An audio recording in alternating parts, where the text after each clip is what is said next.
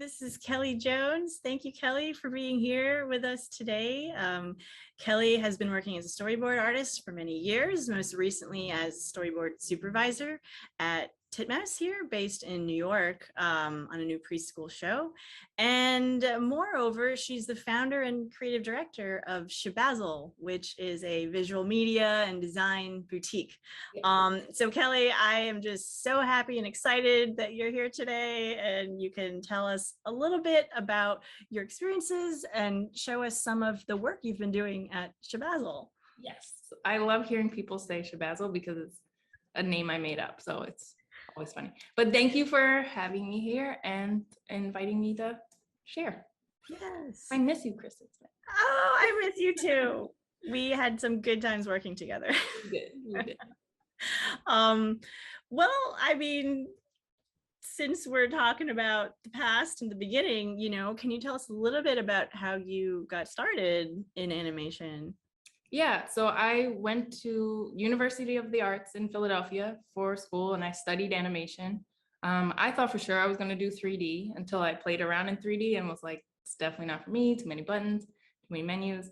And I worked on my thesis film and, tried out different types of animation. And I really fell in love with just like layout and storyboarding. I didn't know how much I loved it, but I realized I enjoyed, conceptualizing and building my thesis and planning my thesis more than actually animating necessarily. Yeah, my thesis film did pretty well, and I entered it into a bunch of festivals here and there. And that, when I put it in at ASIFA, is that a fuzzy? Yeah, it is. When I put it in at ASIFA, it won like 3rd place or something in the student film category. And I was like, whoa, that's so cool. And then from there, I kept networking with ASIFA. And through that, I was able to get an internship with an independent animator, Signa Bauman. She's still doing it, I think, in New York. Yeah. And so I was still living in Philadelphia, and I would commute like once a week. I think this was after school. I don't even remember. I don't remember if it was like overlapping graduation or shortly after. But I would go up once a week, and, it was unpaid, and I would just like color frames of her, her film. She would feed us lunch. And from there, she recommended me to do an internship with Bill Plimpton, or to help out. I think that one was more paid. And simultaneously around that time, somebody from Nickelodeon reached out and was like, hey, can you come fill in for a week as just like a PA intern? Because I think his name was like Jerry. Their PA was like sick or had appendicitis, and they're like, we just need somebody to get our coffee and like photocopy stuff, because people did that back then. And so I was like, Nickelodeon, are you kidding me? I'm there. So every day for a week, I commuted from Philadelphia to New York and worked at Nick, and was able to, network and build connections and meet Kristen Smith. And after the week, they were like, oh, we saw your film. You can draw stuff. Here, maybe, we have a role for you here. So they hired me full-time like a month later. And for 4 months, I still commuted from Philadelphia to New York, working at Nickelodeon, doing just a lot of PA stuff, dabbling in a little bit of design revisions. And the animation director was like the storyboard department was so swamped, and they had seen my film and saw it was like kind of storyboard centric. There was less animation, it was more, laid out nicely. And they were like, we think you can storyboard. Do you mind taking on this little song or music video that's in this episode? And I was like, yeah, of course. Like, I would do anything. I was so thirsty. But he gave me a song segment of an Umizoomi episode to board. And from there, they just kept feeding me bits of boards, or giving me revisions to do. And then that's when I realized that, like, oh yeah, I really, really, really enjoy storyboarding. Because you get to, you're kind of problem solving and brainstorming and working out what the show is going to look like before, animators make it beautiful and designers make it pretty. and simultaneously at the same time, I was able to work with the design department and layout team. So I was building up skills there. I basically said yes to anything they needed to be done. I worked a ton, but it was great because I got so much experience, and that really kicked off my storyboarding track. So I was able to be at Nick for, I think it was about 9 years, which is insane. Umizoomi was like 6 years. And I kind of jumped between a little bit of design, then more and more storyboard revisions, but primarily I was on the storybook team, which was, it's like you create like a children's book version of an episode of the show before it goes to actual boards and animations, so that the writers can take that children's book version of it into focus group testing to see if kids understand the story, if they get the basic art. So it's like a really simplified version of the episode. And that also really helped hone my boarding skills, because I had to condense a whole episode into maybe like 40 panels or something. And I was able to work on that team for a while, and eventually be the lead of that department, while also still boarding. And and then from there I jumped over to Blaze, doing the same thing for a couple of years, and then I quit and started Shibazzle. Yeah, could you tell us just a little bit about the jump from working on all these shows? You did a lot of preschool shows, storyboards and storybooks for countless episodes, preschool and TV, not just preschool.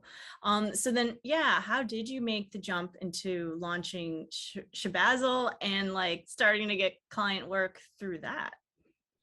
So I would say it started even while I was at Nickelodeon.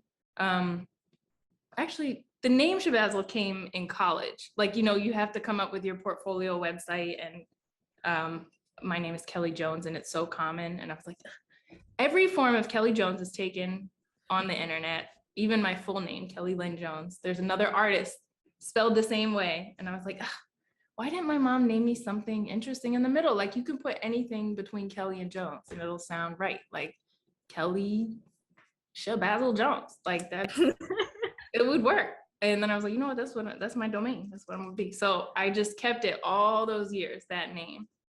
Didn't mean anything. I think at the time, like for Shizzle, my Nizzle was a thing. And also like Malcolm X's real name was like, Malik Shabazz or something. And probably a combination of all those things. So that's where it came from. But so when I would work, even though I was at Nick, I had been told by, artists that were older than me, like, don't get comfortable here. Like, this industry is like, yes, you have a full-time job now, but, a show can be canceled anytime, always freelance, always network, keep your hands busy. So I was able to network and go to ASIFA events and get freelance jobs from other smaller clients or help friends with projects. Not everything was paid, but I just wanted to make sure I was still doing something, so that if for some reason the show got canceled or the world fell apart, I'd have made connections elsewhere. So I think by the time it was like 2017, by the time I felt like ready to leave, can't say I was totally prepared. Like, I didn't save enough money, as you should do, and I didn't like have a job lined up. But what was nice was that when I did quit, and kind of word got out that like I was free, people started asking like, hey, do you mind jumping on this? Do you mind jumping on that? And I'm not saying that it came one thing right after another. Like, I had some dry periods where I was like, do I need to work at Trader Joe's? Like, this might be, because it seems fun, stocking shelves and not having to. Yeah. And they all seem happy too. Like, everybody I meet that works at Trader Joe's, they make my day. So I'm like, maybe this is a good place to work. So sometimes you have to be willing to work elsewhere just in case. But luckily, even though I might have had, there's been a couple times like I got down to 0.00 in my bank account, and that's when like a small project would come in and I'd be like, thank you, Lord, because I was about to start. But yeah, so over time, you know, projects and people would come in with, you know, sometimes I would jump on a show for a short season of time, or I would just do a logo, or I would design some flyers here and there. And then I was like, you know what, I should make this an official LLC and you know, continue to grow and build the business. And then because, you know, there's tax benefits to it. And also, like, how cool would that be to just have my own business called Shibazzle and have professionals say that word in professional. Which is great. Yeah. So it's just been super inspiring, you know, sort of knowing you over all these years and over all these projects, and now like seeing you shape so much of the work that you do at Shibazzle. So how did the project with Sony come up? You created a music video for Eartha Kitt's famous song Santa Baby. So how did that come up, and what was that process like? Yeah, it's still kind of cool to look back and be like, no way, we did something people know. But so I had received an email through my website just like, hey, we got your name from somebody that knows you, and you know, we're looking to have this. So Sony at the time they have their Sony Legacy Recordings, where they have a lot of older songs that don't have official music videos and can't be made now because either the artists are dead or yeah, there's no really money to back it. So they want to animate a bunch of them. And they were reaching out to different artists here and there. So this company, Cousins, a small production company, another production company in New York, they reached out to me and said, hey, we got your name from an animation director that we work with a lot. And he said, like, he likes your work, and like, we would love to have you direct and animate one of these music videos, specifically Santa Baby. And I was like, oh. And they said, great, let's collaborate. We have to first come up with a treatment to pitch to Sony, because other teams are pitching as well. And they gave me the basic parameters of saying like, so Sony and Eartha Kitt's estate wanted to kind of celebrate her and like her life, and we wanted to feel kind of film noir, and we want it to look expensive and rich, because, you know, Santa Baby's about like a sugar daddy and you know, giving her all these luxurious things. And by the way, it's due in like a month and a half. And I was like, say word. That's like not that much time to do like 3.5 minutes. Because I'm sure like the students, like their thesis films are probably what, 5 minutes? Generally around 3, maybe 3 to 5. And then for the intro students, they only get 1 semester to work on it. Theirs will come in around 2 minutes. Nice. Yeah. At the max. But yeah, they get half a semester to work on that. Yeah. So it's like having your thesis due in like a matter of weeks and start right now. Here's how to do it. And it was like, okay, yeah, I really want to do this. I think we can do this. I can't do it all by myself. But yeah. I didn't tell them I couldn't do it by myself. I was like, yeah, sure, definitely can do it. And then, you know, you go home and sweat behind the scenes.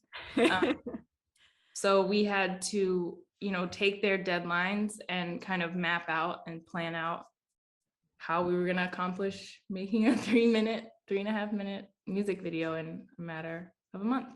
Wow. Yeah. Wow. Would you like to share your screen now and maybe take us through some of the pitch materials that you created? Sure. So I'll start with can you see this? Yes. Great. So this is the treatment that we created in order to pitch to Sony to win the project. And we wanted to make the entire treatment feel like what the eventual music video that we're envisioning feels like, so they could already like dive in and know like, oh, this is the color palette, this is what the character is going to look like. And we had to create this treatment in a matter of days. Like they reached out to me on like September 1st, and we had to go back and forth with some of the logistics of like, you know, NDAs and contracts and this and that. And then the treatment was due on the 8th. Wow. To Sony, but I also had to show the production company I was working with a little bit sooner so they could input their notes and add any text. So, you know, but it had to be due really before the 8th. Wow. So I enlisted the help of my sister, who was like a great designer, and she's been working with me a lot on Shibazzle as a whole. So she helped figure out the color palette and pick. She's a wonderful font picker. So I let her pick the fonts. And then we kind of put it all together.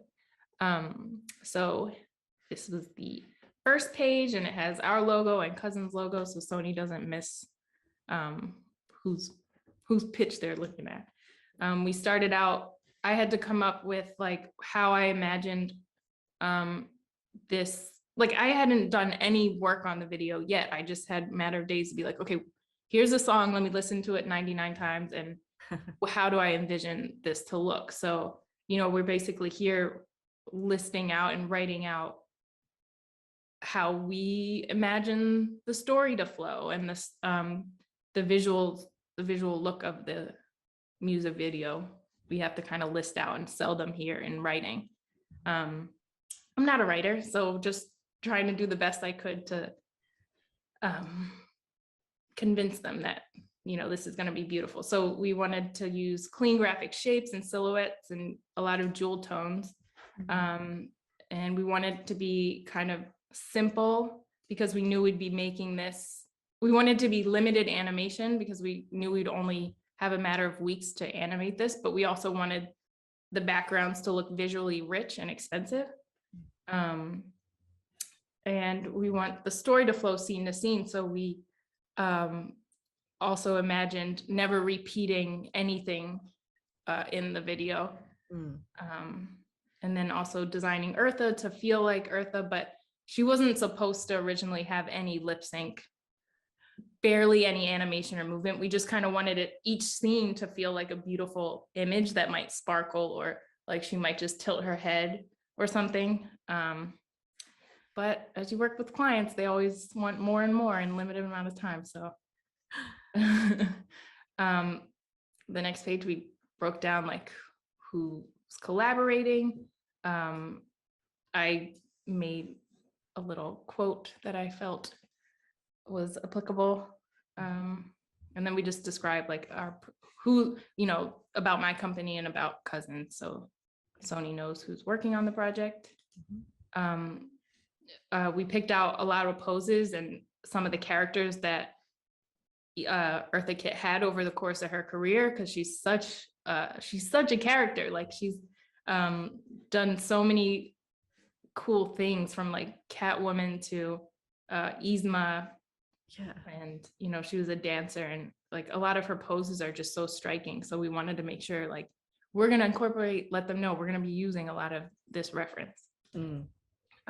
Here's the color palette we decided on, just like very rich jewel tones, but not too hot.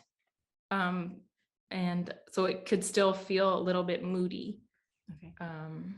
And then we wanted to make sure, you know, Eartha felt like a woman of color in her skin tone.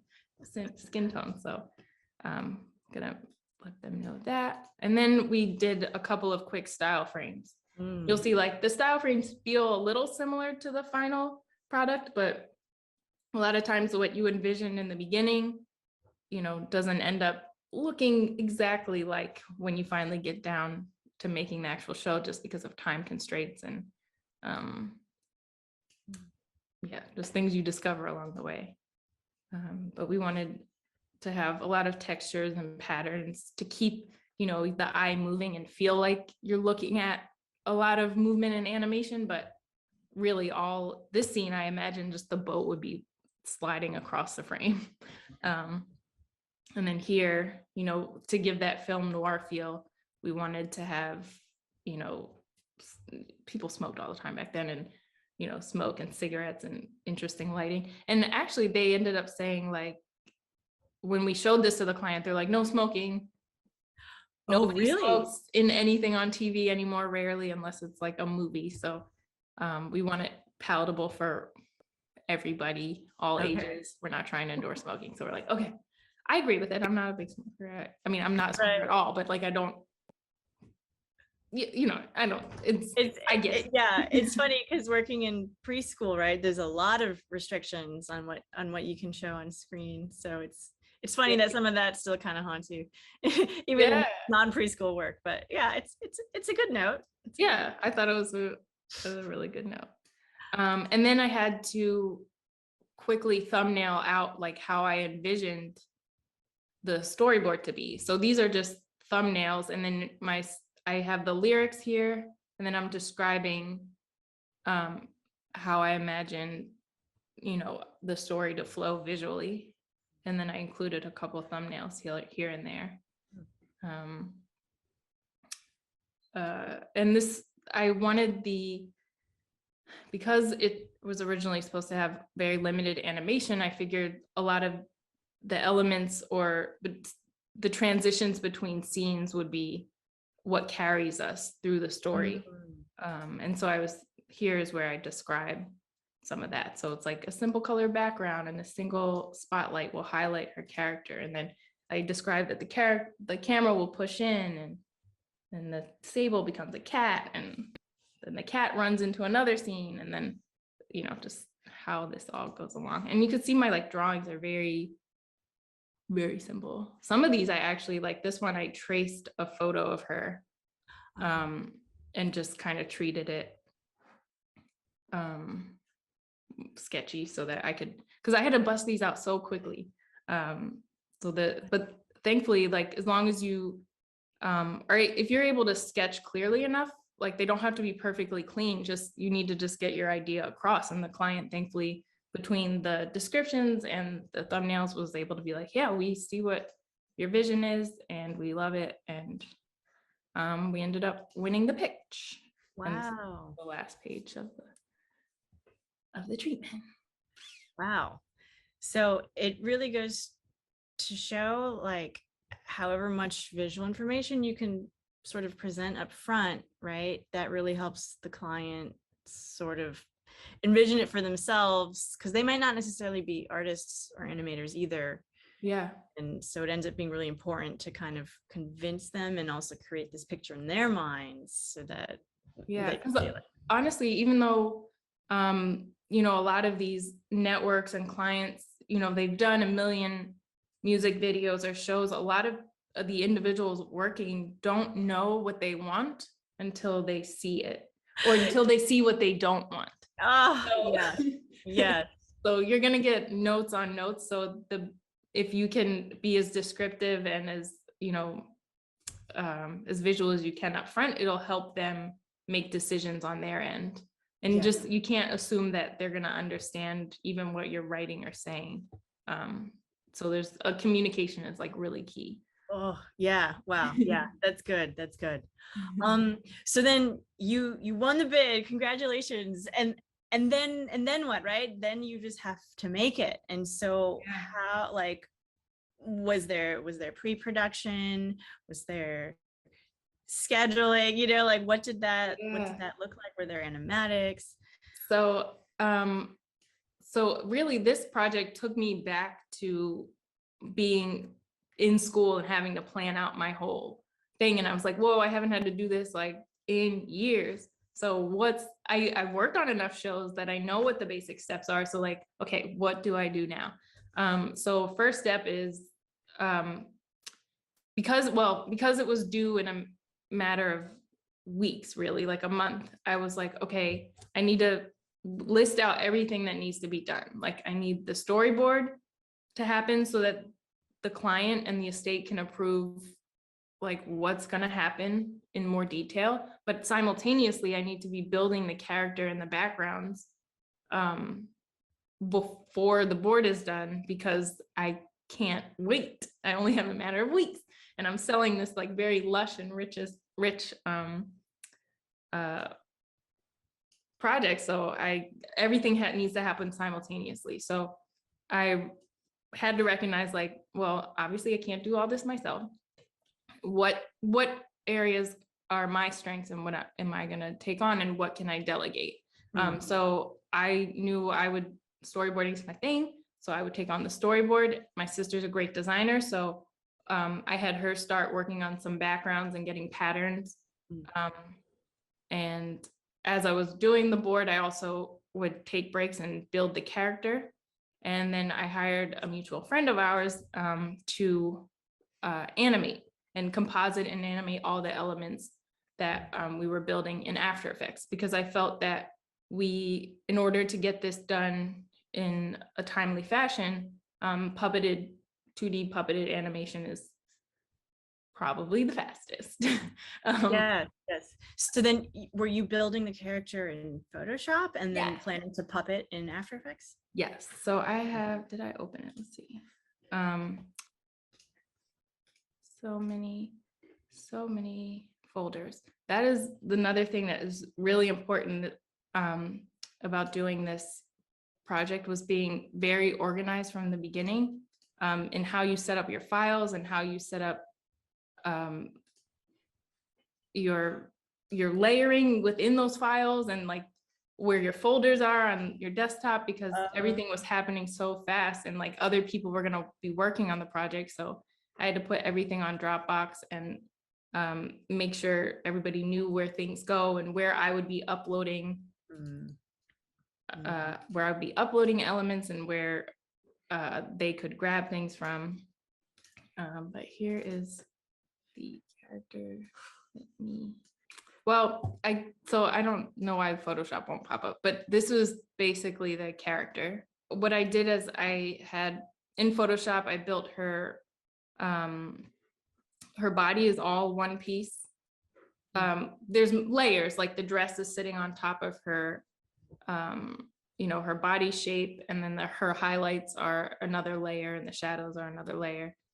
The dress has, the color layer and the texture layer on top, and then her head is broken down, the hair is a layer, different eyes and eyeballs are a layer. And I kept those things elements separate, just in case, like, we could animate a head tilt or a dangling earring or a blink. And so I like building things with the most layers from the beginning, and then before I hand it off to the animator, I'll kind of save another file and then compress down the things that he won't need to animate. Or so I thought. Because as we went along and as we were making the video, the client really loved how rich and visual it was, and they were like, "Oh, can we get more movement?" And I was like, and mind you, like, at that point we were a week away from delivery, and I was like, more movement. So then what did you tell them? And then what did you tell your animator? I had to let them know, like, we were building this in a way to be efficient and fast, but still beautiful. And we'd need more time and money, basically, in order to break it down and to give her more movements. Cause I would have to go in and, kind of give, make a wrist and a hand and an arm and a this, and, give her more joints and more elements for the animator to move. And then also they wanted lip sync late in the game. So then I had to go and I used character animator to, it has a great lip sync feature. So I could build all the mouth shapes. And then I had to find on the internet just the vocal track of her singing without the background music. Actually, no, I had to strip it using a random internet site where it kind of like erased the background, because I'm not an audio editor. When you're in the middle of these things, like, if you don't have time, you just figure out what you got to figure out on the fly. So and you drop that into character animator, and it kind of lip syncs it based on your mouth shapes, which is really cool. Oh, okay. Okay. Then you have to clean it up, but Yeah. wasn't supposed to do that. And after building her, for the animator, I gave them some, visual reference of like, here's how she was supposed to move, I think.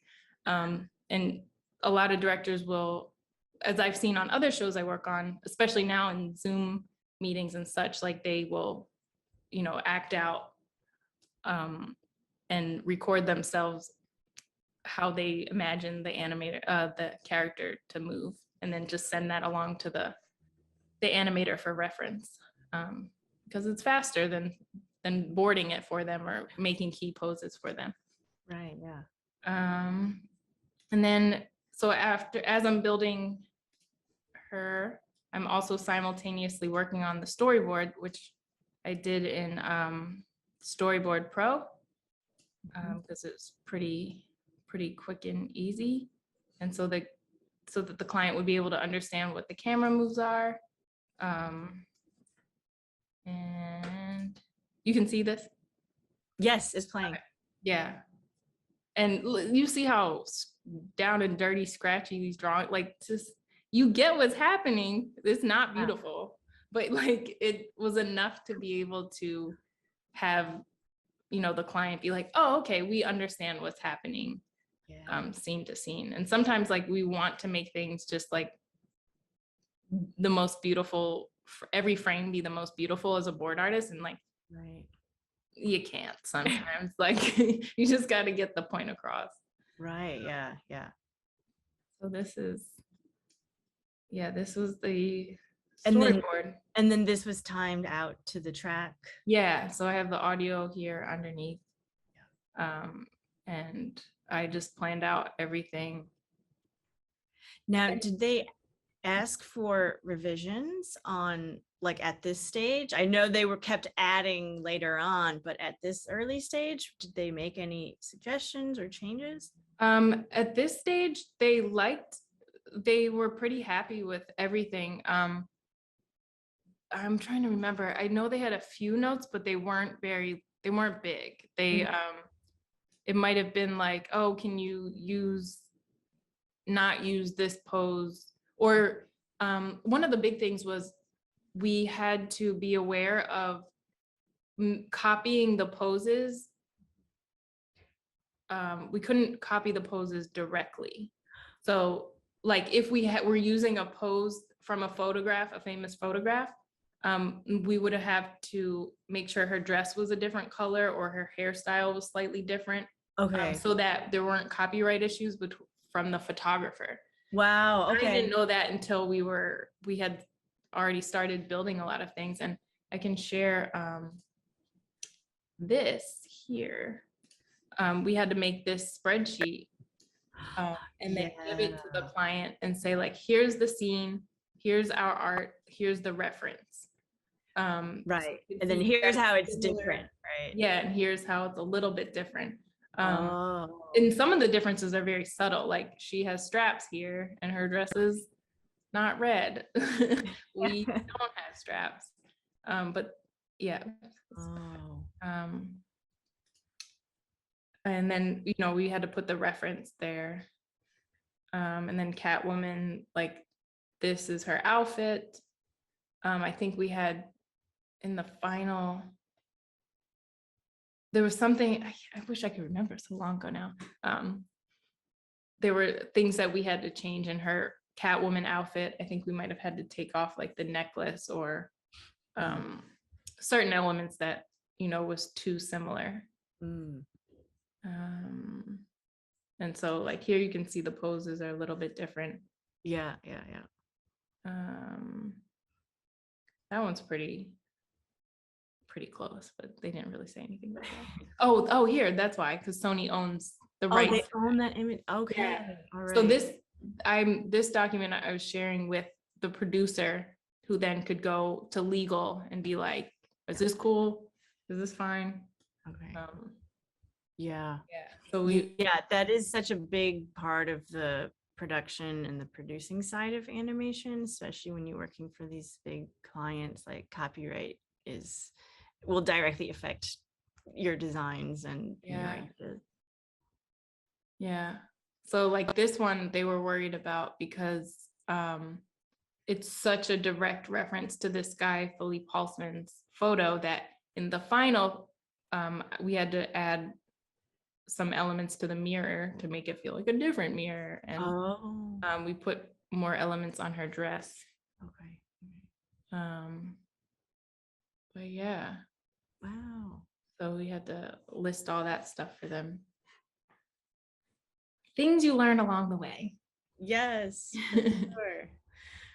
Wow. Well, you got the production done. Did they end up giving you extra time and budget to do some of their fixes? Yeah, they did, and they also provided other animators to help us, and it was cool seeing like some of the stuff he did.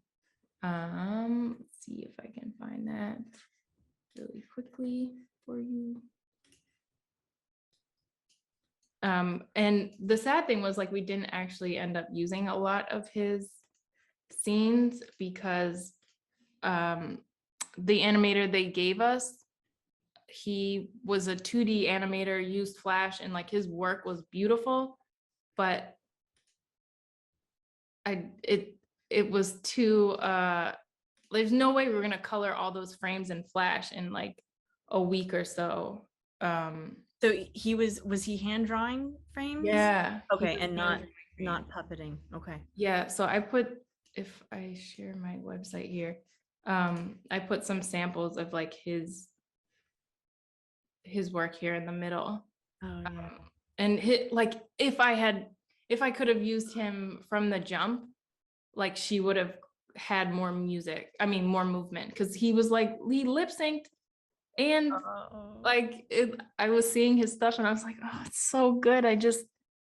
We can only use it as reference in our After Effects file because like I can't color and like texture Right.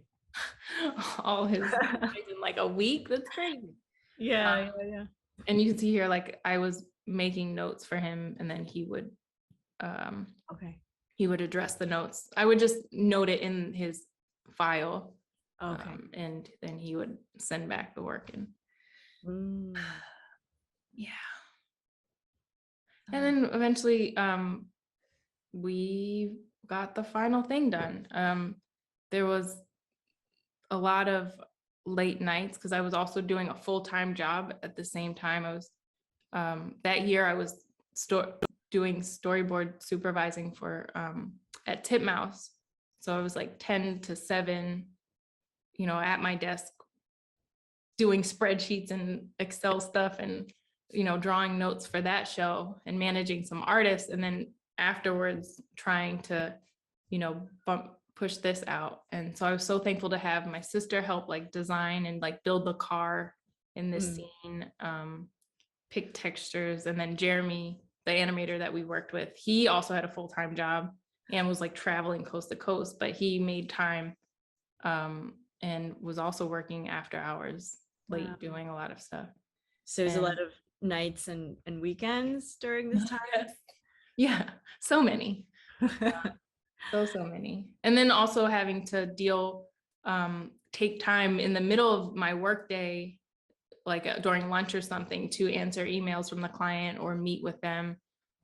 So just managing a lot of time management. And I'm not the best at time management. I'm like a professional procrastinator, and it just doesn't fly when you have your own business. Like you can't. So that really did help me stay organized and stay on the ball, and we got it done, and it's out there in the world now, and it looks cool. But if you watch it, it's interesting because you can kind of see how when she moves, like her movement is still a little kind of stiff in a way, because it's after the fact. Like she wasn't built to be moving. And I hired another friend to actually animate the cat, because like I don't have time to animate the cat. I'm also building trees with lights on them. You know, like there's Yeah. a lot of juggling. Yeah. Yeah. Yeah, but Yeah. that's a key too, is like getting help and hiring people who are better than you at stuff, Okay. like at things that you aren't so great at. um it just makes your life so much easier. And it's cool that like the people that you work with previously or you're sitting next to in school right now, like peep their work ethic, like see what they're good at, because you're gonna work with them or for them or vice versa at some point later on down the line. Right. Like your network now is sitting next to you in class, so very, Mm. very important. Don't count anybody out. Make sure you do Yeah. make sure you do your best, because people are going to be watching, remember you, like how you did in school matter. Right. So then, if you could give advice to animation students now, what would it be? Would it be work ethic? Would it be skills? Like, So I think uh I think I think the while you're in school, trying new things, making things with your peers, doing the best you can with the assignments that you're given is super important, because everything that like you're teaching them, because you are somebody, you've been working in the industry and you've been out there and you know what's happening. Like the stuff you're teaching them is actually real life relevant. Like you're not learning about Pluto anymore that might disappear. You're not learning algebra that's like irrelevant to your profession. Like the stuff Kristen's teaching is like stuff you will encounter later on down the line. So like do the best you can do and ask as many questions as you can and try and experiment out the box and try new things. Even if you feel like I'm going to be a storyboard artist, still do your best at animating and testing animation and dabbling in different things, because versatility is key, and just having a number of different tools in your belt will pay off later.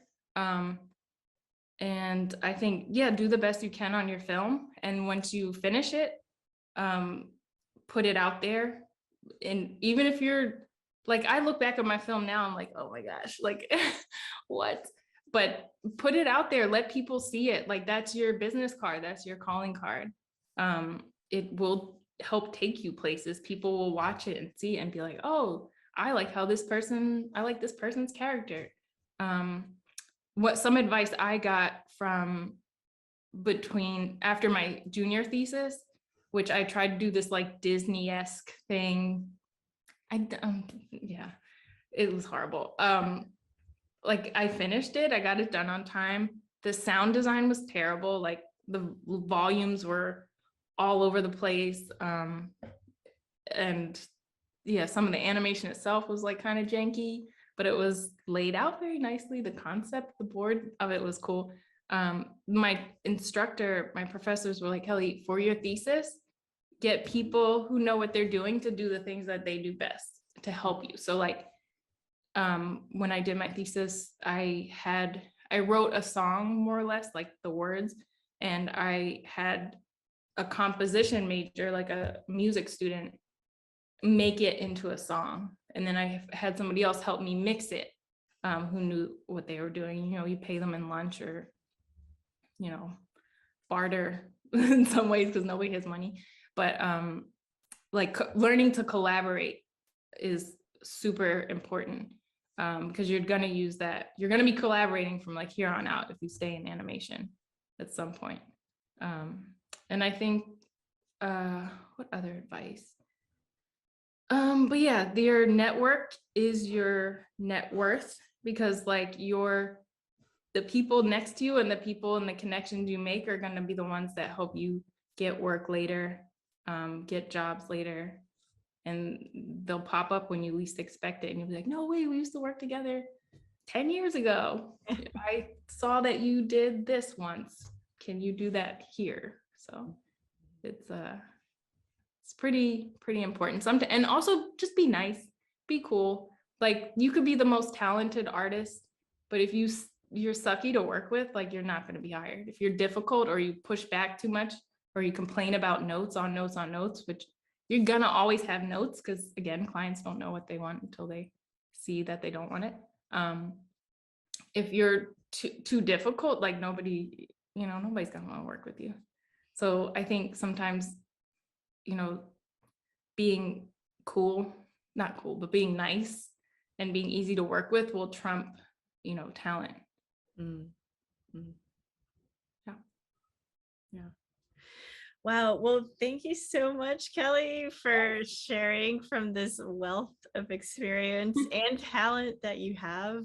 It really means a lot to have you spend your valuable time with us, and the work on the Eartha Kitt video and like all the other stuff that you're doing is just fantastic. It's just so exciting to see you putting stuff out there. So thank you, Kristen. And I don't know everything. I'm still learning as I go.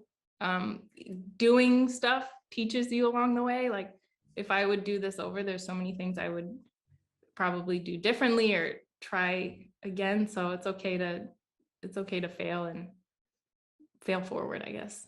yeah. Learn as you go. There's nothing wrong with learning as you go. So yeah, I think that'll just always be a process. forever. Yeah. Yeah. All right. Well, thank you so much for your time. Yes, of course. Anytime.